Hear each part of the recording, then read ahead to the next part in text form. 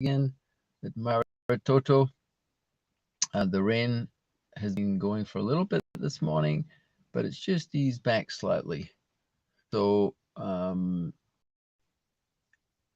you get what you get. It's either going to be hot, cold, wet, windy, or hot, cold, wet, windy, or raining. So this morning we're going to continue with our wonderful Srila Prabhupada introduction to Srimad Bhagavad Gita. So I will do my usual and just pick up what the mood was yesterday with Atmananda Prabhu on the introduction. We're speaking about the demigods and rendering of service to different personalities. So before we begin, Om Magana Timarandasya Gananjana Salakaya Chakshuran Militam Yitasmai Sri Grave Namaha. I was born in the darkest of ignorance. My spiritual master is forcing me to open my eyes with the torchlight of transcendental knowledge. I offer my humble obeisances under his lotus feet. Srila Prabhupada Ki Jai. Om Namo Bhagavate Vasudevaya. Om Namo Bhagavate Vasudevaya. Om Namo Bhagavate Vasudevaya. So, continuing, or should we say, reading from the introduction to Srimad Bhagavad Gita as it is, by His Divine Grace A.C. Bhaktivedanta Swami Srila Prabhupada Ki Jai. So, I'm just going to do the usual and just read and move through what Amananda Prabhu covered yesterday, and that will bring us up to where we are going to be speaking from today. So in the Bhagavad Gita, Srila Prabhupada says, worship of different demigods or rendering service to them is not approved. It is stated in the 7th chapter, 20th verse, Kamais tre rite jnana prapadyante mai nyadhevataha tam niyamam ashtaya prakritya niyatha svaya. Those whose intelligence has been stolen by material desires surrender unto demigods and follow the particular rules and regulations of worship according to their own natures. Here it is plainly said that those who are directed by lust or desire, my words, worship the demigods and not the Supreme Lord Krishna. So this is an interesting or very important point. The tendency is not to think that we're worshipping demigods. We think, well, we don't worship demigods here in the West, but we accept some other personalities to worship in the form of pop stars, film stars, politicians, and anybody else who's in a big position and can maybe give some benediction, can give some kind of benefit to the worshiper. So we get a certain result from that. And it's all being stolen by material desires or lust, the desire to enjoy separately and not to recognize the position and existence of the Supreme Personality of Godhead. Everything is revolving around Him. So we want to do that. So we think we can worship or give praise and become attracted to other personalities that can give us some kind of benediction in the form of material benediction. When we mention the name Krishna, we do not refer to any sectarian name. Krishna means the highest pleasure, and it is confirmed that the Supreme Lord is a reservoir or storehouse of all pleasure. We are all hankering after pleasure. Anandamayo Bhyasat, Vedanta Sutra 1112. The living entities, like the Lord, are full of consciousness, and they are after happiness. The Lord is perpetually happy, and if the living entities associate with the Lord, cooperate with Him, and take part in His association, then they also become happy. So it's a very clear direction as to how to become happy. One who is not in transcendental consciousness can neither have a controlled mind or steady intelligence without which there's no possibility of peace. And how can there be any happiness without peace? So in different places in the Bhagavad Gita, this is explained. Bhoktaram yagna tapasam savaloka maheswaram suridam savabhutanam gyatva shantim richiti. This Prabhupada quoted as the peace formula. The Supreme Lord is the benefactor and beneficiary of all sacrifices and austerity should be performed to please him. He's the Lord of all planets and all demigods, and he's the well-wishing friend of all living entities. So this is the position of the Lord. So he's our dearmost friend. Suridam Sarvabhutanam Gyatvam Shantam Rich. And we attain peace from the pangs of material nature by coming back into that understanding and position. Continuing, the Lord descends to this mortal world to show his pastimes in Vrindavan, which are full of happiness. When Lord Sri Krishna was in Vrindavan, his activities with his cowherd boyfriends, with his damsel friends, with the other inhabitants of Vrindavan, and with the cows were all full of happiness. The total population, and in brackets, quite different from our activities. Our activities here in the mature world are dukkhalayam shasvatam, they're temporary and they're full of misery. And we get a brief respite from the difficult situation and we think, oh, now I'm happy. So this is our lamentable condition in the mature world as we race on towards the final destruction at the end of life. So we're hankering so much. Tamasi Maya Jyotirgama, we have to come to the light, and Ananda Maya Vyasat, we're pleasure seeking by nature. So Krishna is displaying his pastimes, which are completely different from ours. They're full of happiness. So even when Krishna was attacked by different demons, he didn't take it that seriously in one sense, and he cleaned them up pretty quickly. And the cowherd boys, they were so wrapped in Krishna consciousness that they were kind of like, wonder what's going to happen today, what other huge demons are coming. They entered into the mouth of Aghasura demon. They were unafraid. They thought, well, this looks a bit suspicious, but hey, whatever it is, Krishna will sort it out. So this is Krishna's eternal position, full of happiness, whatever his relationship with the different personalities are, the devotees. The total population of Vrindavan knew nothing but Krishna, but Lord Krishna even discouraged his father Nanda Maharaj from worshipping the demigod Indra. Why? Because he wanted to establish the fact that people need not worship any demigod. So it's there. It's for the less intelligent, although nowadays the degree of that less intelligence is quite extreme. As I said at the beginning there, we don't worship demigods, but we worship just mundane persons and think that that will bring us some kind of happiness.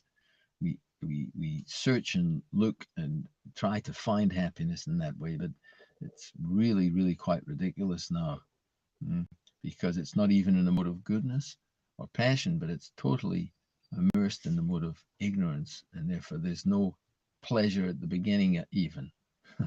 There's always suffering.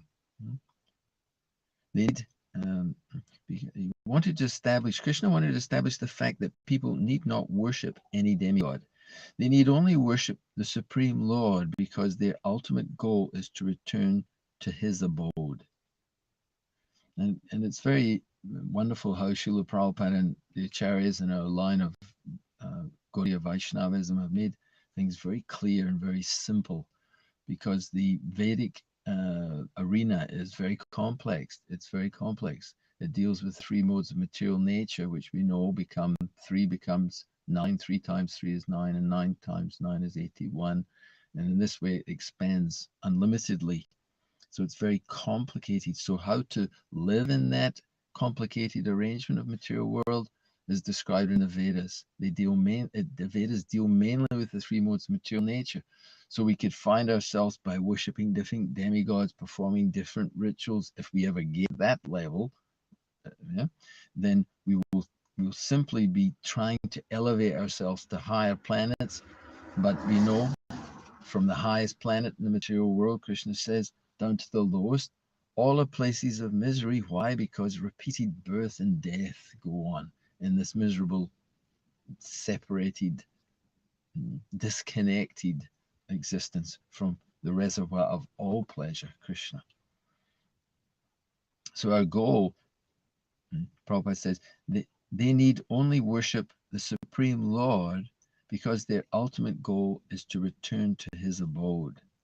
And so that's what Krishna says there in that verse in the second chapter, that the Vedas deal mainly with the three modes of material nature.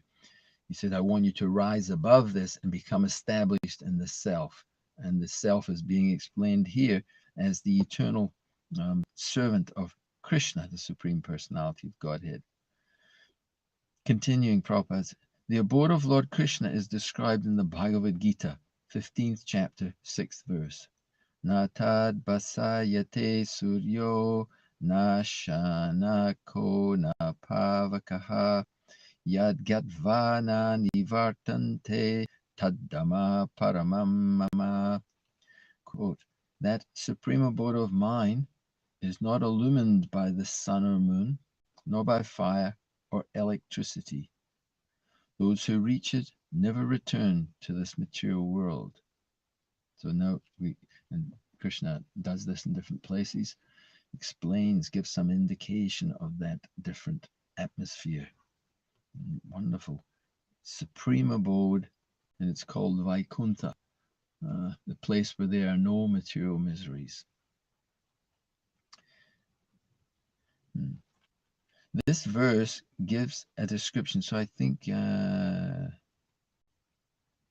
we moved into, this is what we're going to be discussing a little bit more this morning. So this abode of Lord Krishna is described in this verse that we've just chanted. So this supreme abode of mine is not illumined by the sun or moon, nor by fire or electricity. Those who reach it never return to this material world. Amapetya purna jama dukala yama shashvatam napnuvanti mahatmana samsitim paramam gitim. That supreme abode, those who return back home, back ahead, never return to this temporary world and its different dukkahs, which is absolutely a wonderful thing. Srila Prabhupada speaking, this verse gives a description of that eternal sky. Of course, we have a material conception of the sky, and we think of it in relationship to the sun, moon, stars, and so on. But in this verse, the Lord states that in the eternal sky, no need for the sun, nor the moon, nor electricity or fire or of any kind, because the spiritual sky is already illuminated by the Brahma Jyoti, the rays emanating from the Supreme Lord. And we might think whatever we might think when we hear that, but if we think it's nice to see a beautiful sunrise and sunshine, then how beautiful must be the Brahma Jyoti, the effulgent rays of the body of the Supreme Personality of Godhead directly. So, and there's no ozone to be damaged and no sunburn to be experienced. That just comes to mind right now, isn't it? The material world, we see the sunshine and we think, yes, I want the sun. And then we have the sun for a month or two or whatever it is, and we're too hot. And we think, oh, if I could only get a break from the sun, it's causing me so much problem. And then this morning it's cold and it's where I am and it's raining and stuff. And we think it'd be nice if the sun came up. And but it causes us so much difficulty. So here we're hearing about the Brahma Jyoti. So we think, oh, the glaring effulgence, it must be a problem, but it's not a problem. It's beautiful, it's divine, it's everything you could ever have wished for and desire. It is already illuminated by the Brahma Jyoti, the rays emanating from the Supreme Lord. So we should have full confidence that the Lord's abode is fine and all attractive and full of eternal blissful pleasure, because it's emanating from the supreme source of all pleasure. Continuing, we are trying with difficulty to reach other planets. Now that's a big discussion in itself. We are trying with difficulty. Wonder why we want to go to other planets. Chances are the answer would be because it's not that great here, and we're thinking it could be better somewhere else.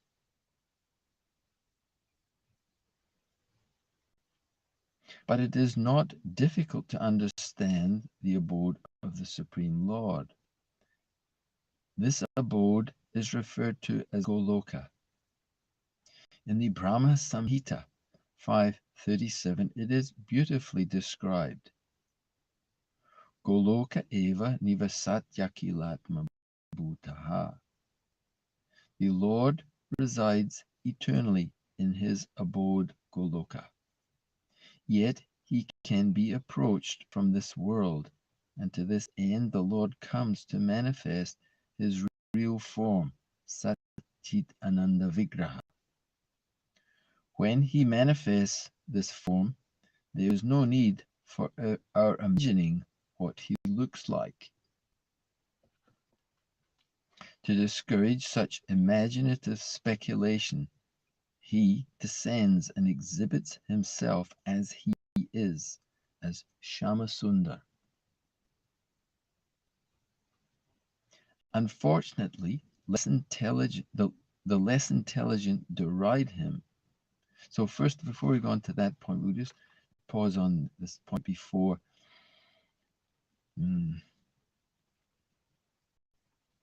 To this end, God resides in the eternal abode Goloka, yet he can be approached from this world, and to this end the Lord comes to manifest his real form, Satchidananda Vigraha. When he manifests this form, there is no need for our imagining what he looks like, and that's the poor fund of knowledge that we experience if we look into the various religious concepts of the Supreme Person. We have some idea. Michelangelo is given the credit for painting such wonderful paintings in some part of the Vatican. I forget what it's exactly called. And he's given some speculative idea of God through his paintings. So this is a nice kind of concept or idea, but it is a speculation, and it's imaginative, and will give us no clear idea, understanding of the actual Satchidananda Vigraha of that Supreme Personality of Godhead. Krishna is described as Navayovanam. He's eternally youthful. He's not middle-aged or he's not old. He doesn't have a big beard because he's to show that he's been around for a long time. Kavim Puranam Anasasitaram Anuraniyam Saranusmaredyat. He knows everything, and he's the oldest. Puranam. Although he's the oldest, he remains eternally youthful. So that's the full manifestation of that divine energy of the internal potency of the Lord. And we also are Navayovanam. We are eternally youthful, and we feel that in our body of material life, but the body is not eternally youthful. So there is that duality of matter and spirit.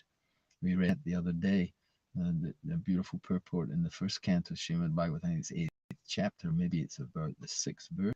I think it's around there, where it said that Prabhupada made that world of duality, because there's both matter, the atmosphere is filled with as compared to the spiritual realm, where there's no duality.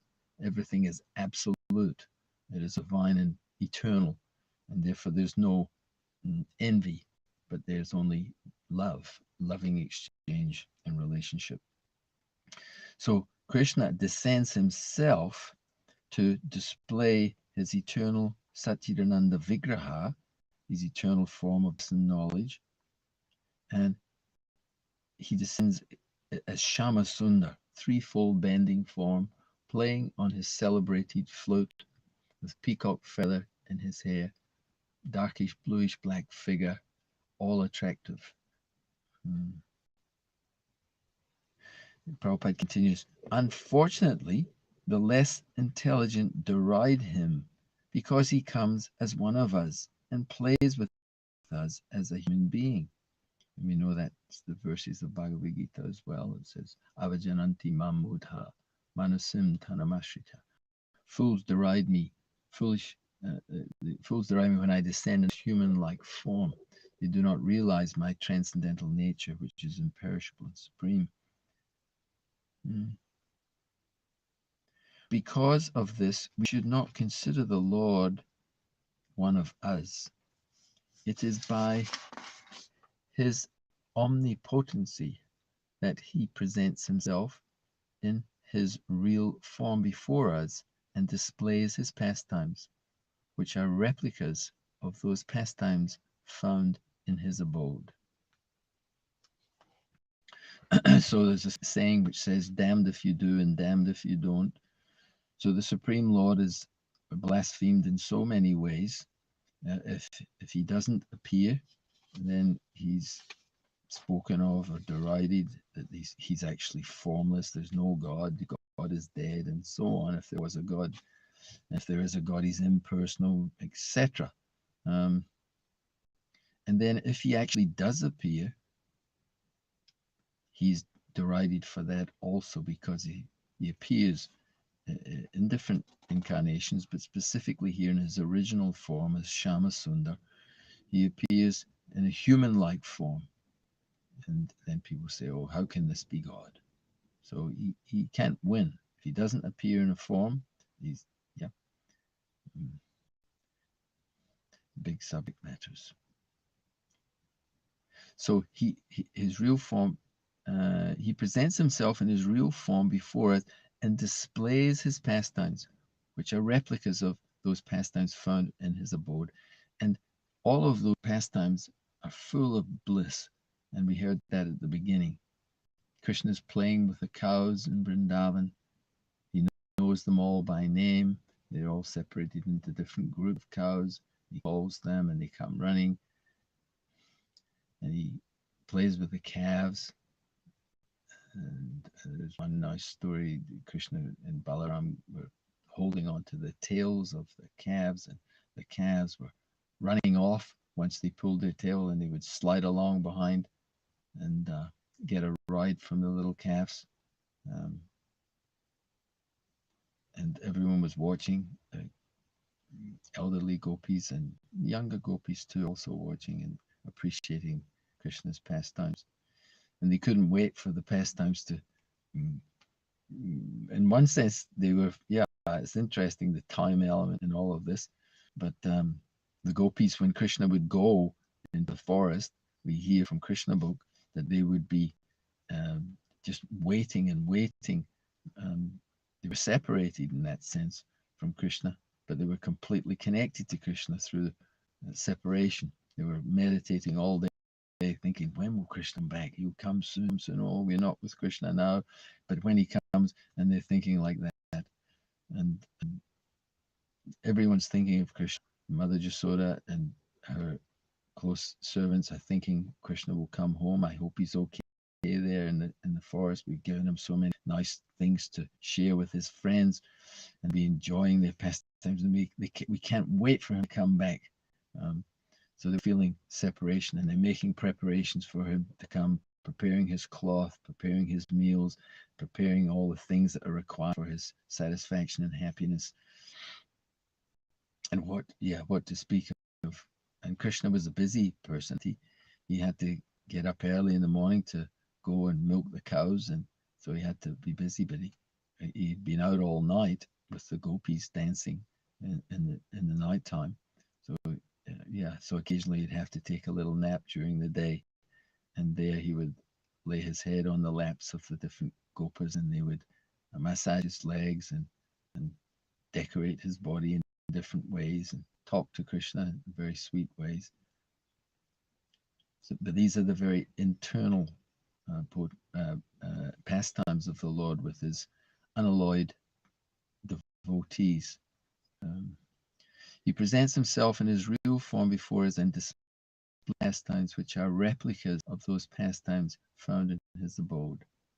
So these pastimes are described as Nitya Lila.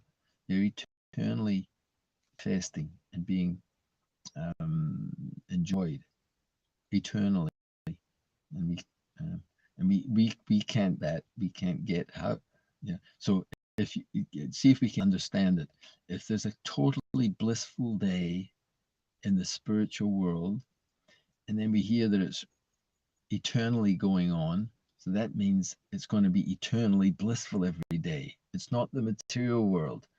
If there's a little bit of happy pleasure or something you just inherited, or you won the lotto and you 20 million or 50 million, whatever the money may be, and you thought it was a happy day, guess what? The next day it's not, because all your people are on the phone asking you for some of that money and so on and so forth. We could paint zillions of different examples.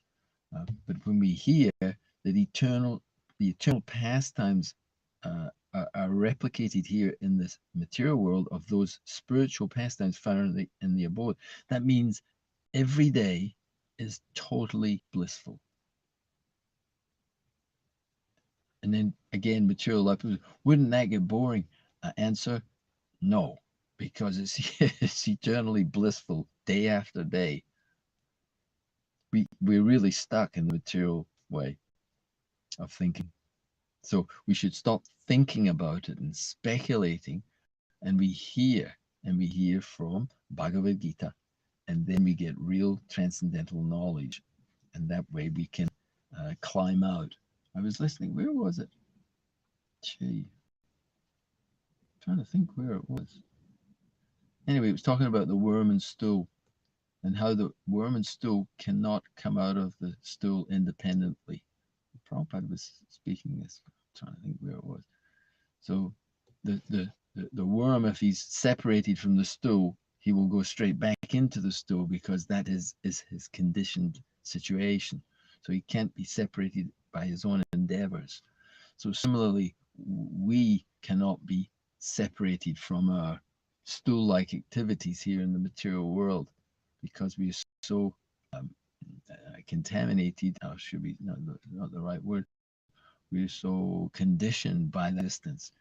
So we have to get knowledge from a higher source. And in Shama Sundar's book, it was nice. He wrote one part, introduced some, I think it was at the end of his book, the third book that he's written, Chasing Rhinos with the Swami. Towards at the end, he is the afterword, different things after his main part of the book. And he was making, showing how insignificant we are in this universe. There's trillions of galaxies, and in every galaxy there's trillions of stars, and somehow, and it was good. He described it very well to show how our conditioned existence, to try and figure out how we got here, what it's all about, where should we be going, is beyond the capacity of the time. I'll just continue one more paragraph.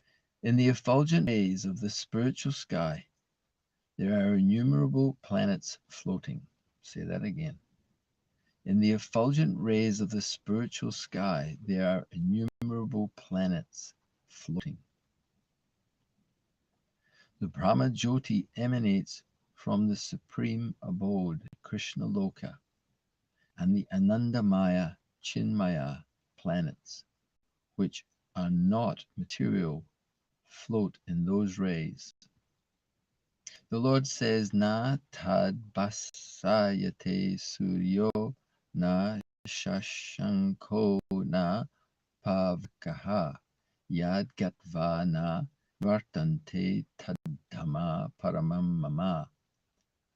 One who can approach that spiritual sky is not required to descend again to the material sky. In the material sky, even if we approach the highest planet, Brahmaloka, what to speak of the moon, we will find the same conditions of life. namely birth, death, disease, and old age. No planet in the material universe is free from these four principles of material existence.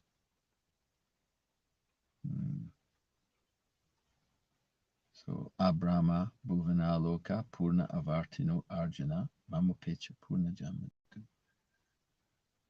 From the highest planet in the material world down to the lowest, all the places of misery wherein repeated birth, death take place. But one who attains to my abode never takes birth again. So even Brahmaloka, which is the duration of Lord Brahma's life, is inconceivable to us. But even there, ultimately, although the birth, death, disease, and old age is different, let's say it could be compared to a first-class prisoner in the prison house. You could have gold handcuffs with diamond studs, and you can have all kinds of long duration of life. But what is the value of a long duration of life if it's just extended sense gratification? Kim pramatasya bahubir parokshai hayanairiha varam mahurtam vitam gatashreyata. What is the value, Bhagavad says, of a prolonged life which is experienced by years in this world? Better a moment's full consciousness, because that gives one a start in searching after his supreme interest. So this is the instructions to Maharaj Parikshit, that he's been cursed to die in 7 days, but Sukadev Goswami is saying to him that after all, what is the value of a prolonged duration of life? Better a moment's full consciousness that gives one a start in searching after one's supreme interest. We got to go home. We got to get home, back to Godhead. So this is the actual business. It's not to become a first-class prisoner in the material world, but we can do that and move around in the material sky. But the Supreme Lord is saying that you can do that, but that's for the less intelligent. You can worship some demigod and continue trying to eke out Puna Punas Charvata Charvananam Natevidu Swartagatim Hivishnu Durasaya Bahirata Manina Andaya Tanderupani Yama Tipeshi Tantriram Urudamni Badha. It says, there's these two verses that combine together, that this Puna Punas Charvata Charvananam, we continue to be bound by the strong cords of the material nature, and we don't realize that Natevidu Swarta Gatim, the supreme destination, is Vishnu, that the goal of life is to redevelop our relationship with the Supreme Personality of Godhead. So that is the capacity of the Supreme Lord. I like that Brahma Jyoti emanating from the supreme abode of Krishna Loka. So that atmosphere we should very much embrace, that it is not illumined by the sun or moon, although there's a sense of sun and moon, that's another whole discussion, but it's not necessary, just like eating is going on in the spiritual world. But we don't have to eat. Here in the material world, we're forced to eat.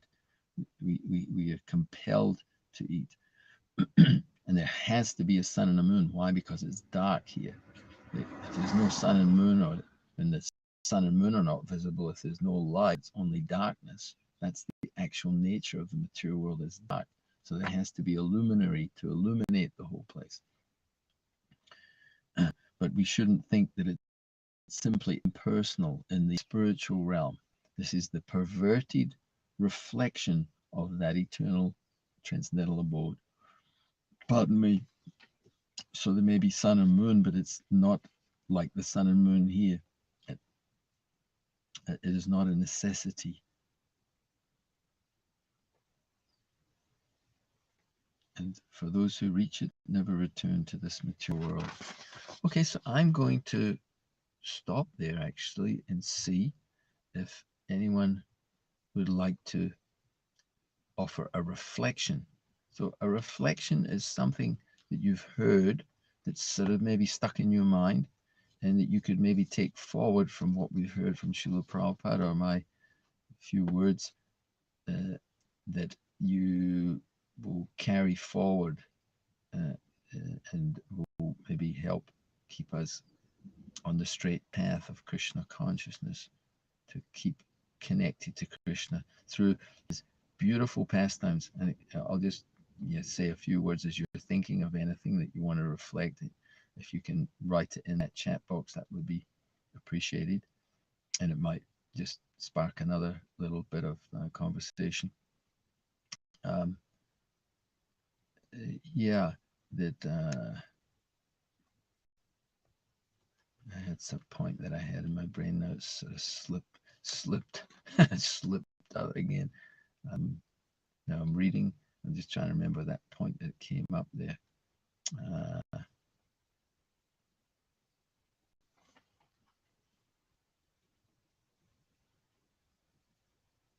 Yes, the point was that both spiritual and material have to be understood together, meaning that we can hear about how the material world is not up to par, full of difficulties, and it's temporary, etc., etc., etc. And we have to hear that because we have to see that and then detach ourselves from that.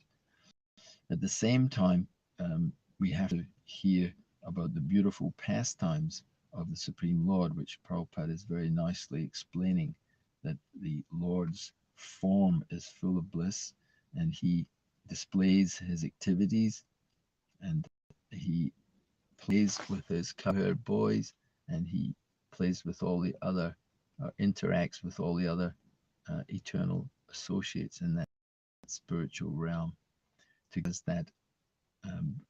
that information and sense of real happiness. The Lord descends to this mortal world to show his pastimes in Vrindavan, which are full of happiness. When Lord Sri Krishna was in Vrindavan, his activities with his cowherd boy friends, with his damsel friends, with the other inhabitants of Vrindavan, and with the cows were all full of happiness. The total population of Vrindavan knew nothing but Krishna.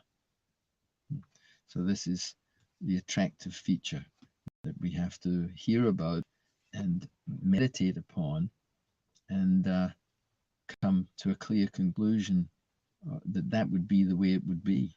There must be, that Brahma Jyoti is shiningly, wonderfully in the spiritual realm, illuminating everything, and all these activities are there. And that's what we desire. We desire to get up every day with a beautiful atmosphere and to engage in joyful pastimes that bring us unlimited pleasure. So this is the way to do it. Not just I want the pleasure out of lust, but out of love, that we gradually develop that loving attachment and attraction to Krishna and Krishna's eternal associate. And that's the whole process of Krishna consciousness. Develop attraction for Krishna and his eternal associates so that we can actually have that love in our hearts, because that love in the heart is the qualification. That is what Krishna is desiring. If one offers me with love and devotion, even a leaf or a flower, a fruit or water, then I will accept it. And Krishna all over, he's giving the qualification that I want you to think of me always. I want you to engage fully in my devotional service, and I want you to be friendly to every living being. Brahma Bhuta platform is Soshiti Nakanshiti Samaha Sarveshu Bhuteshu, equally disposed to all living entities. So in that way, it means there's a loving state of the heart and the consciousness. Please talk about it. To follow it and enact it in our day-to-day life is the big challenge, because we're beset with so many difficulties and inconveniences that tend to push us and pit us against one another instead of bringing us closer to one another. So in that way, we seek the association of those persons who are very loving and very kind and are very absorbed in Krishna consciousness and are serving Krishna in many ways. So if we can see that that is desirable, then we can associate with such persons, and that will that will rub off on us. You catch bhakti from someone who's got bhakti. That's how you get it. So you have to hang out. Yeah, it's I was just realizing as I said that we know it's a very contagious time. So one of the great contaminations you can go for is to get the contamination of, or the quote unquote purification of the association of loving devotees, and see if we can work out. That's the idea. We can work out in that atmosphere. And it will require all qualities that are described. The acharyas have not described these just for the heck of it. They described all the different qualities of the Vaishnava: forbearance, tolerance, wisdom, knowledge, renunciation, peacefulness, self-control. So all these different qualities. And what is it? Makaruna, the merciful mood of Krishna's devotees. So that's the spiritual existence par excellence that we aspire for. So I'm going to now finish there. Maybe I can press this and see if there's something there. I'm not sure. Again, my wonderful. I pressed something. Krishna, Krishna.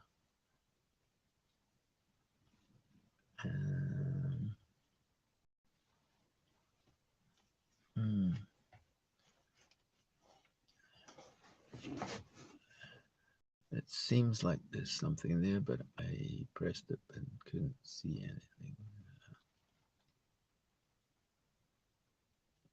But hey. Oh, yeah. Okay. It's just somebody saying Jai. Okay. Okay, there's no reflection. So, oops.